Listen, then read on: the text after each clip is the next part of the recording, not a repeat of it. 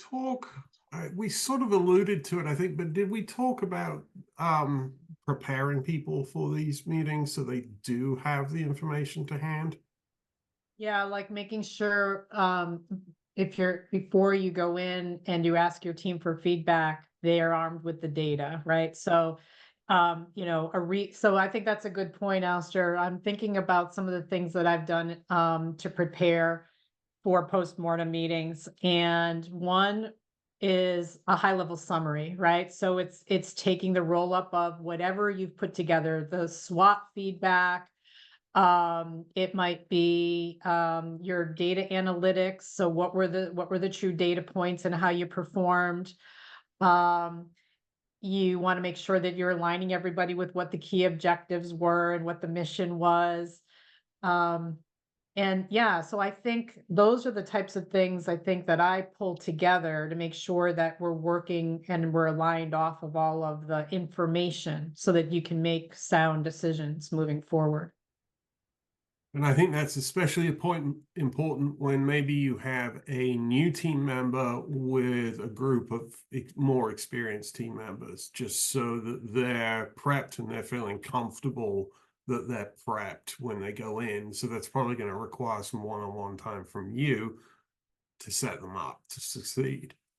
Yeah, I might add to that too on the the preparation piece. If there's a clear structure for the postmortems, and part of that structure, you're setting expectations for how they're going to go, and part of those expectations are we're going to ask these questions.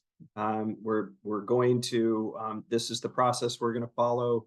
The expectation is you're coming prepared to these, right? So you're coming with data, you're coming with experiences, you're coming with a viewpoint, you're coming with an opinion.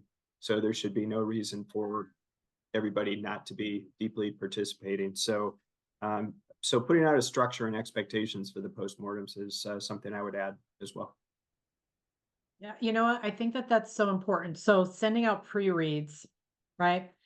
So I think about large meetings and how to get people comfortable and prepped for those meetings. The more in advance that you can send out pre-reads for the information that's going to help them navigate that meeting is important.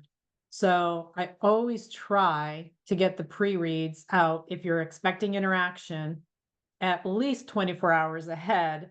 But in today's world, there's so much noise. We're getting, a zillion emails, and, instant messages, whatever it might be, that now I think it even requires more time, dependent on the meeting, obviously, and what the expectations are. But as much in advance that you can get out pre-reads, I think that's important. I think too, and if it's a really large, like if you're doing the quarterly reviews and so forth, but if it's a really large review, chunking it up, I think kind of helps too, so that you're not, having a marathon meeting and trying to cover it all in one shot. That maybe chunking it up and doing specific parts. And we talked about that, doing it all along, and that's great if you did it all along. But if you didn't, chunking it up at the end to get that done.